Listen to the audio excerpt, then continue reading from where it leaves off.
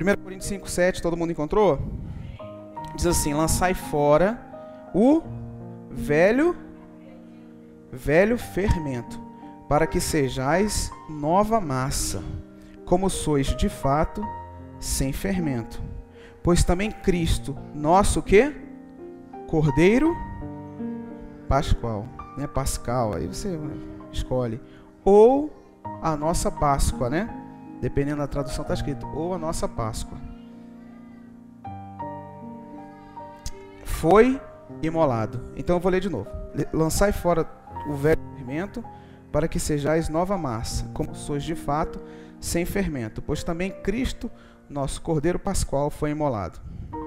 Amém. Aqui tem que ter um contexto, obviamente. No Antigo Testamento havia a celebração da Páscoa. Eu vou falar bem rápido porque já tem o material lá. No período da Páscoa, eles tinham que tirar fermento de toda a culinária. Tudo que era de comida tinha que tirar o fermento. Porque no Antigo Testamento, o fermento, ele representava a influência do pecado na vida de alguém. Um pouco de fermento leveda toda a massa. Um pouco de pecado acaba com a vida de qualquer pessoa. Então, no período da Páscoa, se retirava o uso do fermento. Só naquele período, viu, gente? Não traz isso para o novo, não. Tem muito cristão que não come bacon, não come presunto, não come costelinha de porco, né, com barbecue. Por quê? Porque no Antigo Testamento não se comia carne de porco. Aí as pessoas trazem para o Novo Testamento como se tivesse alguma relação. E não tem.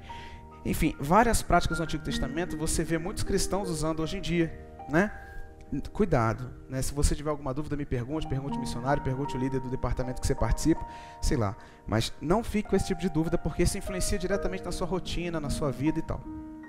Aqui, o apóstolo Paulo está dizendo, tira o fermento, que é o seu velho homem, que são as suas velhas influências, que é o seu passado, que te condena, assim como Cristo, a nossa Páscoa, né? A gente tem a figura do coelho da Páscoa, a gente tem a figura do chocolate. Isso tudo é bacana, é lúdico, mas acaba influenciando na relação que as pessoas têm do que é a Páscoa, né? O que é a Páscoa? Era uma tradição judaica do Antigo Testamento que celebrava a libertação do povo do cativeiro egípcio. Eles ficaram presos no Egito, foram libertos e Deus falou, uma vez por ano, na primeira festa do ano, celebrem a Páscoa para lembrar que vocês foram livres de uma prisão terrível. Beleza. Qual é a relação de Cristo com a Páscoa? Porque Cristo ele foi morto na crucificação no período da Páscoa. No período da Páscoa havia uma tradição de libertar um preso. Aí vem e colocaram lá Jesus e Barrabás. Vamos libertar um preso. E aí falaram, soltem Barrabás. E assim Jesus foi crucificado no período da Páscoa. Quando Jesus morre na cruz, ele aciona a maior obra redentora da humanidade. E aí ele vai se tornar a nossa libertação. Assim como a Páscoa do Antigo Testamento representava a libertação do povo judeu do Egito, a Páscoa do cristão representa a libertação em Cristo da igreja do Senhor na escravidão do pecado, do diabo, da nossa condenação, né? Essa última canção que a gente adorou a Deus aqui, que a gente cantou, eu olho para a cruz eu vou, ela, na verdade, é um compilado de passagens bíblicas que a gente vai cantando, a gente vai recitando. Nós recebemos de graça uma salvação porque eu estava condenado. Mas agora pela cruz eu fui reconciliado. A relação que nós tínhamos no Éden de proximidade com Deus, ela se afasta pelo pecado e Cristo reconcilia. Hoje em dia seria reconecta, né? Cristo reconecta isso. Então, dado esse contexto histórico breve, eu quero trabalhar em cima desse fato. Sem fermento, pois também Cristo, o nosso Cordeiro Pascal, o nosso Cordeiro Pascual, a nossa Páscoa, ele é o nosso Cordeiro e ele foi imolado. Irmãos, não há nada no cristianismo mais importante do que a crucificação. Nada, nada. Ah não, pastor, é porque a Bíblia diz que Deus é dono do ouro e da prata. Então se eu sou de Deus, Deus vai me dar riquezas. Mentira. Isso é uma falsa doutrina que vende muito bem, né, que faz uma propaganda muito interessante e que as pessoas se atraem. Mas isso não é verdade. Ah não, então se eu for para a igreja, minha vida toda vai ser uma maravilha, não vou ter problema. É outra mentira, né? Até porque a gente conhece pessoas na igreja que passam problemas. Um exemplo dessas pessoas sou eu. Assim você também. Todos nós passamos problemas. E nem por isso nós estamos em pecado, nem por isso nós estamos fora da graça de Deus, nem por isso o diabo está reinando na nossa vida. Às vezes a gente acaba acostumando de que um problema é derivação de pecado, né? Ah, aconteceu uma tragédia na vida do irmão. Aí já vem um enviado do Satanás dizendo assim, o que será que ele fez, hein? Deve ter um negócio... Não há nada oculto que não seja revelado. Muita gente, ao invés de falar, poxa vida, está sofrendo, vou orar por ele, vou interceder por ele, fica conjecturando. Isso é adultério. Isso aí não tem erro. Roubou. Isso quando é bandido, acontece esse tipo de problema, né? É igual sonho. Já viu que tem gente que tem interpretação de sonho e tem um manual de interpretação de sonho? Ah, pastor, sonhei com macaco. O que significa? Ah, é o seguinte, estão fazendo macumba com você com terra de cemitério. Não tem erro. Macaco sonhei com que o sol brilhava à noite. Ah, significa uma mudança de ciclo do Satanás, né? Então, esse tipo de misticismo acaba afligindo a redenção, que é a mensagem real, que é a palavra. Por que nós somos cristãos? Porque nós somos seguidores de Cristo. E por que nós somos seguidores de Cristo? Porque nós somos discípulos dele. E o discípulo faz o quê? Copia, replica, passa adiante o que aprendeu do seu mestre. O que Jesus fez? Curou enfermos, libertou cativos, pregou amor, respeitou as pessoas. Jesus foi a maior figura de respeito de toda a humanidade. Enquanto isso, muitas vezes nós como cristãos, a gente acaba criando barreiras, né? Segmentando brigas, problemas, polêmicas. Eu queria ter o poder, claro que eu não posso ter, nunca vou ter, mas eu queria ter o poder de banir algumas pessoas das redes sociais. Porque tem crente que não sabe se comportar na rede social, que tudo é motivo para atacar alguém. Ataca o pentecostal, ataca o neopentecostal, ataca o tradicional, o histórico, ataca quem é membro de uma igreja que trata mais de jovem, ataca uma igreja de quem é mais de terceira idade, idosos e tal, ataca a igreja que é mais de música. E aí eu queria bloquear essa pessoa de usar a internet, porque as pessoas não têm noção do impacto e da influência que as redes sociais têm nas pessoas hoje em dia. A gente entra na internet dezenas e dezenas e dezenas de vezes ao dia. Você sabia que quando você lê uma mensagem no WhatsApp, você se conectou à internet? Quantas vezes você lê o WhatsApp na sua vida? Você vai responder para mim, pastor, não sei. Se você vê uma bolinha de notificação em alguma rede social sua, você fica frenético para saber o que foi, quem foi, o que aconteceu. Curtiram, comentaram, compartilharam, em que rede foi, o que aconteceu, como se isso fosse mudar alguma coisa na sua vida. Não muda nada. Mas a gente está ali. E assim como a gente está ali, o mundo todo está lá. E aí quando a gente faz alguma coisa, quando a gente, como igreja, fala mal de outra igreja, quem não é igreja assiste a gente falando mal de outra igreja. E fala, se nem os crentes são unidos, como é que eu vou participar desse meio? Qual que é o problema das pessoas hoje para aceitarem a Cristo e entenderem a comunhão da igreja? É porque nós fazemos a maior propaganda negativa. Tem gente que fala assim, a Rede Globo tem perseguido os evangélicos. Meu irmão, os evangélicos são os maiores perseguidores dos evangélicos no Brasil hoje. Disparado. A Globo não faz nada contra a gente. Faz nada. Ah não, são os Illuminates, né? Tem gente que fala, é a teoria da conspiração do mundo. Não. Somos nós que nos auto-sabotamos. Lembre desse termo. Nós, como igreja, nos auto-sabotamos. Porque Cristo, nossa Páscoa, Cristo, nosso Cordeiro Pascual. Na tradição judaica, em toda a Páscoa, se imolava um cordeiro. Se matava, pegava um altar, para ficar bonito, botava um cordeiro aqui, vinha com a faca. Antigamente era um cutelo, né, que era a faca imoladinha e tal, era uma pedra imolada, né? Depois foi evoluindo, foi virando facão, a peixeira, o esquema, e dava aquele sangramento, né? Assim, quem teve fazenda, essas coisas, chácara, corta o pescoço, deixa sangrar, matou. E aí o que faz com o animal? Come. Se o cordeiro for muito grande para uma família, chama o vizinho. Aí fala, vizinho, vamos juntar nossas famílias aqui, porque um cordeiro só a gente não dá conta, se todo mundo junto a gente consegue. Vai juntando gente até que não sobrasse nada daquele cordeiro. Esse cordeiro era uma vítima, inocente, que não tinha culpa. E ele morria para celebrar a libertação do povo judeu. Por que Jesus é o nosso Cordeiro Pascual? Porque ele morreu sem culpa nenhuma. Qual era a culpa de Jesus? Na crucificação havia o costume de colocar uma placa em cima da cruz com o pecado do malfeitor, dizendo assim, aquele cara ali era um adúltero, aquele cara ali, se bem que adúltero não morria na crucificação, né? Era um estuprador, era um pedófilo, foi um bandido. O que acontecia, eles registravam ali. Colocaram escrito INRI, que significava rei. Ou seja, esse camarada que está morrendo na cruz, ele está morrendo pelo pecado de se declarar rei. Ou seja, não havia pecado para acusar Jesus. No âmbito humano, no âmbito terreno, não havia. Mas a Bíblia diz que ele levou sobre si as nossas culpas, as nossas dores, o castigo que nos traz a paz estava sobre seus ombros. E pelas suas pisaduras, o que é pisaduras? Ferimentas, machucados, cicatrizes. E pelas suas pisaduras nós fomos sarados. Ou seja, Jesus, inocente, a Bíblia vai dizer em Isaías, né? Como ovelha muda levada a matadouro, inocente, ele se fez morrer, ele se deixou morrer para quê? Para que nós tivéssemos reconciliação com Deus. Não foi para você ter casa própria, não foi para você ter carro novo, não foi para você ter uma vida abundante de bens materiais. Não que Deus não queira te dar isso, porque Ele quer. Deus pode, e você, com a sua humanidade, é capaz de conquistar. Trabalhe, estude, corra atrás, faça um concurso, abra uma empresa, se qualifique intelectualmente, tenha um currículo pesado, vá para a iniciativa privada, assuma grandes postos. Enfim, você tem um leque de opções de prosperar nessa terra. Mas a igreja, o papel da igreja não é esse. O papel da igreja é pregar que Cristo é o quê? O nosso Cordeiro Pascual.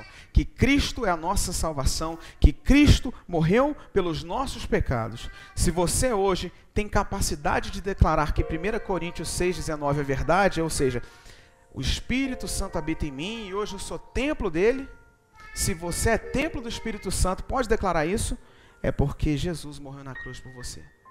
Não é porque você ora bem. Ah, não, o irmão tem uma oratória maravilhosa, ele fecha a boca, ele não repete palavras, né? Porque tem irmão que ora assim, ó Pai, aqui na tua presença, Pai, eu te peço, Pai, que derrame o teu fogo, Pai, sobre a tua igreja, Pai, abençoa, Pai, os jovens, Pai, as crianças, Pai, né? É a oração do cara, é a oração da irmã, amém, né? Eu, como tenho um pouco de toque, eu vou contando. Quando começa assim, eu paro de orar e fico 15 Pai, 16 Pai. Aí Deus fala comigo, vai orar e para de contar os pais. Eu falo, desculpa Deus, aí que é mais forte que eu, né? E tem gente que sempre vai começar a orar, tem a mesma frase, né? Amado Deus, amado Pai, né? Senhor nosso Deus, Paizinho querido. Aqui na igreja eu sei o início da oração de todos os obreiros. Todo mundo tem uma, para começar a falar a primeira frase, assim, cada um tem uma, eu acho massa isso. Ainda bem que não é robotizado, todo mundo fala igual, não. Todo mundo tem a sua liberdade. Mas se nós temos essa liberdade de orar a Deus, não é porque a gente ora há mais tempo, não é porque a gente congrega numa igreja, não é porque a gente tem familiares, eu sou filho do pastor, sou sobrinho do pastor, sou parente, ou porque eu tenho um cargo eclesiástico, eu sou obreiro, eu ocupo um ministério na igreja, eu sou do louvor, eu sou da recepção. Nada disso nos dá acesso a Deus. Nada, nada, nada. Pô, o cara é pastor, Deus deve estar colado com ele, né? Toda vez eu estou assim, se eu estiver no meu trabalho, o pessoal, ora aí, Leonardo. Pô, fala com Deus aí. É como se Deus ficasse num quarto e falasse que vocês querem que eu fale com Deus. E fosse lá falar com Deus. E voltasse falando assim, ó, é o seguinte, conversei com ele agora. O negócio é o seguinte. Não tem isso. Não é porque alguém é pastor que está 1 centímetro mais próximo de Deus. Você sabia disso? Não, pastor. A Bíblia diz que a quem muito é dado, muito é cobrado. E desde quando cobrança tem significado com aproximação a Deus? A aproximação de Deus? Todos. A Bíblia diz que só há um mediador entre Deus e os homens. Quem? Cristo. Ele é mediador de Deus, o pastor e os homens? Não. De Deus e os homens. Então, se nós podemos ter acesso a Deus, se eu posso, na minha liberdade de fé, falar nas línguas dos anjos e ser edificado com o que eu falo, não é por outro motivo que não seja a cruz, que levou à morte do meu Deus encarnado no seu Filho Jesus. É por isso que nós estamos aqui hoje congregando. É por isso que a gente abre essa igreja e faz culto. É por isso que a gente vem para ensaio. É por isso que a gente faz evento. É por isso que a gente faz festa. É por isso que a gente faz evangelismo. É por isso que a gente chama a gente de fora para pregar. É por isso que a gente faz o mundo aqui dentro. Por quê? Porque nós entendemos que foi por Cristo Jesus, e é por Ele e para Ele todas as coisas. Não tem outra coisa, não tem outro fundamento. Ah não, tudo é vaidade. Já dizia Salomão, sem conhecer Cristo encarnado, né? Porque ele veio antes. Ele no alto da sua velhice disse assim: quer saber do negócio? Vou mandar real aqui. Tive belas mulheres, tive muita riqueza, tive muito poder, fui rei, tive muito tempo de boa, de tempo para compor 3.000 e tantos provérbios, né? Porque 99% dos provérbios de Salomão não foram para a Bíblia, né? Tive tempo de fazer muita coisa, tive tudo que eu queria. A Bíblia diz que demorou 7 anos para construir o templo de Deus. 7. E a mesma Bíblia diz que demorou 14 anos para construir o palácio de Salomão. Olha aí. 7 anos para o templo de Deus. Para o de Deus foi 7, que já é um baita demora, né? E para o dele foi o quê? 14 anos. Imagina o empreendimento que deve ter sido. Por quê? Porque ele tinha simplesmente muito poder, muito ouro, muito. Aí no finalzinho da vida dele ele diz o seguinte: vaidade de vaidade. Diz o pregador, tudo é vaidade. É como correr atrás do vento. A gente só corre atrás do vento se estiver soltando pipa, né? Aí pega um ventinho ali. Ele fala, não faz sentido nenhum. E a gente, nessa sociedade efêmera que a gente vive, né? Que esses dias eu até contei um pedaço no Atos aqui. Eu vou falar outra coisa, mas tem a ver com o assunto. Eu montei um computador, né? Para poder fazer os vídeos da igreja, poder trabalhar. Tá uma benção, bom, que aleluia. E aí, eu fui comprar umas placas. Eu falei assim, Roberto, eu quero um computador igual o teu, porque teu computador é bom. Aí a gente foi ver as placas que ele tinha. O computador dele é bala. Se comparado a um carro, é uma Ferrari. E todas as peças do computador dele já saíram de linha. Eu falo, mas como assim? Aí você vai ver, porque todo ano a peça sai de linha para eles lançarem uma nova, com uma mudancinha desse, não, mas para dizer assim, a sua tá defasada, você precisa da nova, tem que comprar, hein? Você vai ficar com a peça antiga. O iPhone já está preparado até o iPhone 10, os próximos lançamentos. E por que eles ficam lançando assim? Para você ter o 5 e se sentir retardado. Você tem o 5. Você olha assim, quem tem o 5, gente? Quem usa o 5? Aí vem o carro do ano, já vem com a placa do ano seguinte, né? É 2017 e 2018, né? Porque você já compra... Isso é o quê? É a sociedade nos ensinando a não dar valor às coisas certas. E a gente fica refém de querer comprar coisa nova, de querer ter a coisa nova, porque tudo que a gente tem é antigo. E esquece de Cristo, esquece a salvação, esquece os valores da igreja. Você pode querer riquezas, irmãos, você pode querer carro bom, você pode querer viajar todo ano para lugares maravilhosos, você pode tudo isso, mas isso não tem a ver com a sua fé. A sua fé em Cristo Jesus não está relacionada nisso. Nós temos que entender que Jesus disse algo muito importante: tive fome e não me deste de comer, tive frio e não me aqueceste, tive necessidades e você não me ajudou. E os discípulos falaram assim: quando, Jesus, que o Senhor passou por isso e nós não lhe atendemos? Aí ele aponta para o mendigo e diz: quando aquele cara ali precisou e você virou as costas, você virou as costas para mim, eu vou cobrar de você isso no dia do juízo. Não é horas culto. Para aí, irmãozinho que 10 anos de crente, 12 anos, 12 vezes 10, meu irmão, tá aliançado. Pode subir, galardão aqui você tem 3 litros de suco de Santa Ceia no seu organismo, porque você participou de tanta Santa Ceia tomando só 10 mlzinho, tá com 3 litros aí, porque foi muita renovação de aliança. Você tem uma padaria dentro da sua barriga de tantos pedacinhos de pão que você comeu só de ceia. E a gente fica mistificando o simbólico. A Bíblia diz: fazer isso em memória. É só memória. Se você se lembrar, você não precisa nem fazer isso. Isso é para se lembrar. Se você se lembra, você não precisa disso. Você fala: não, pastor, agora virou heresia. Como é que não precisa da Santa Ceia? Em lugar nenhum na Bíblia, a Bíblia diz que tem que fazer isso todo mês. A Bíblia diz: fazer isso em memória de mim. Se você fizer isso uma vez a cada ano, se você fizer isso a cada 10 anos, se você fizer lembrando de Deus, o símbolo é um memorial. Porque a Santa Ceia é 24/7. Você acorda em ceia, você vai dormir em ceia.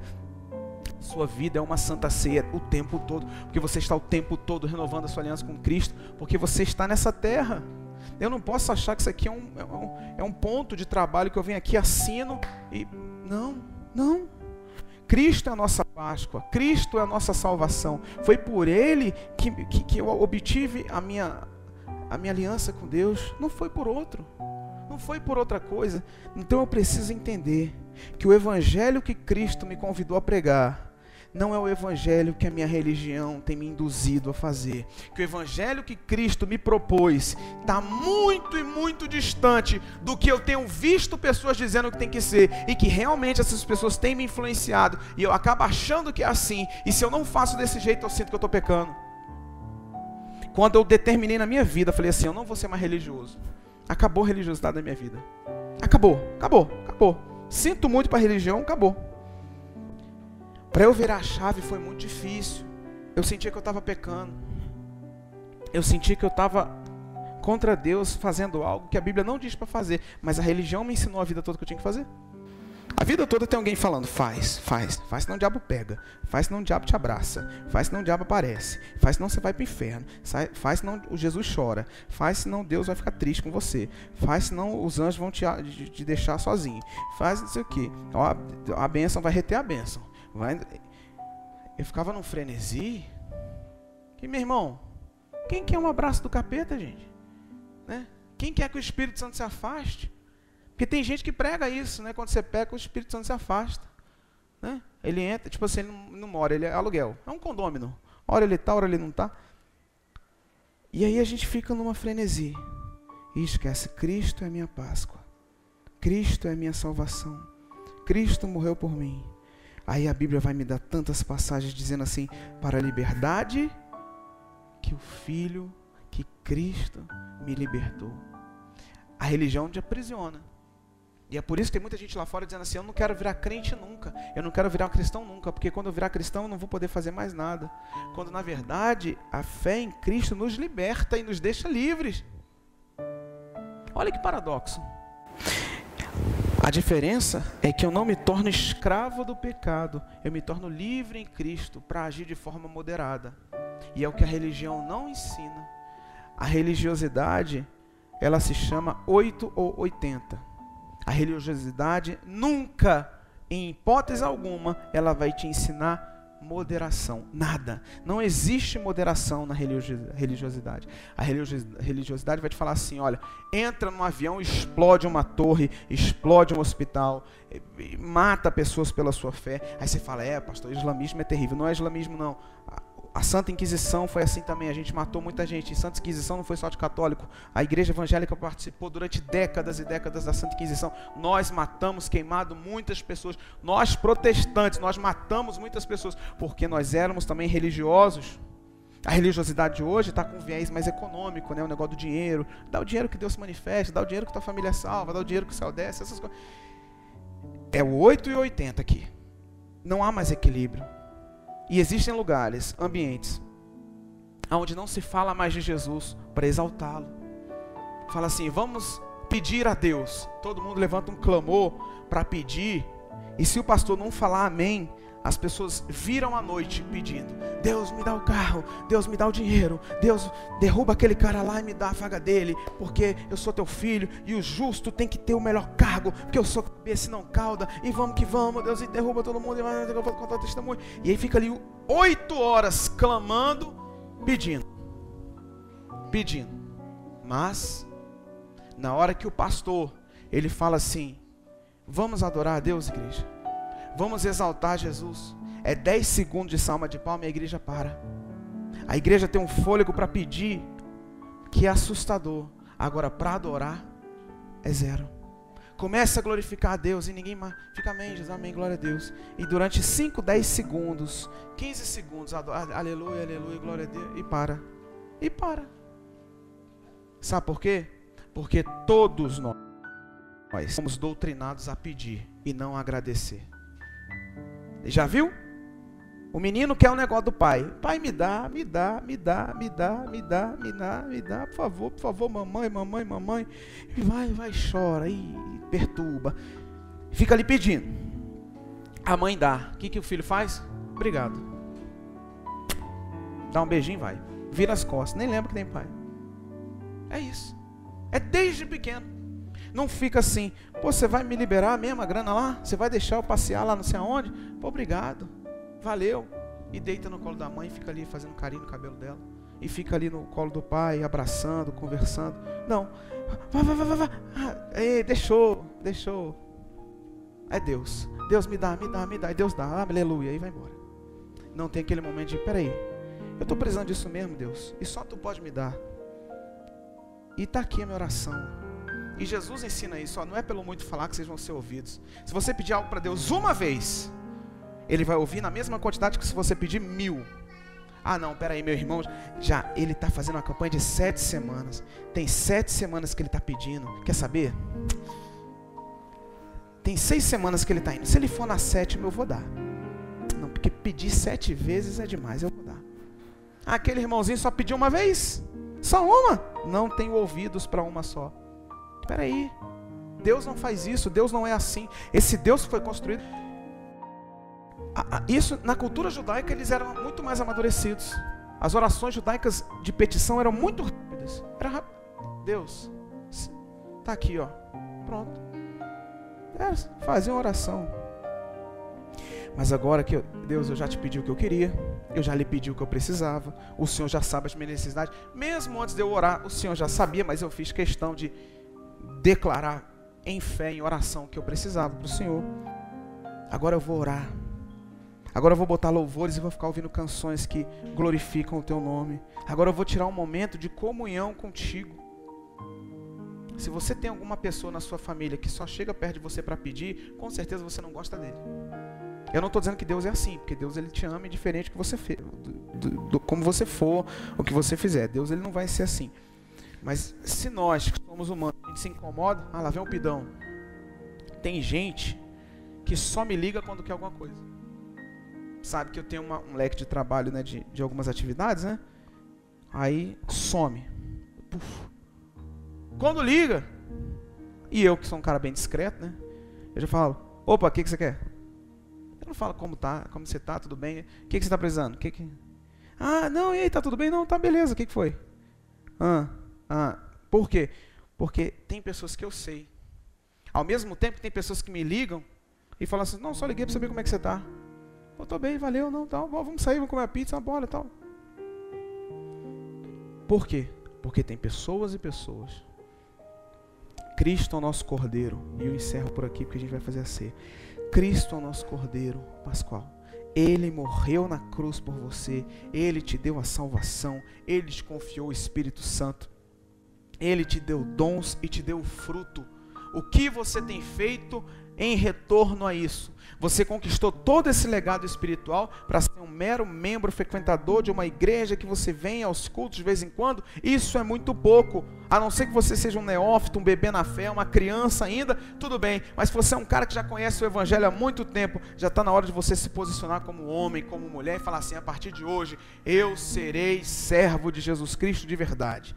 Eu não vou ser um número no IBGE, eu não vou ser um número entre os cristãos, eu não vou ser uma ovelha no aprisco simplesmente, eu não vou ser uma cabeça a mais na contagem de quantas pessoas foram num culto. Não, eu sou um servo de Cristo, que eu venho para a igreja me abastecer da unção, da graça, do entendimento do estudo bíblico, do fortalecimento do Evangelho, da comunhão dos meus irmãos, para cantar louvores que edificam, fazer orações de verdade. Eu venho para cá, e aí quando eu saio daqui, eu saio abastecido da presença de Deus, e quem me encontrar vai ver o reflexo de Cristo, que é o nosso Cordeiro, que é a nossa Páscoa. Ele é a nossa Páscoa, Ele é a nossa salvação. E se você entender isso, a sua vida nunca mais vai ser a mesma. Amém?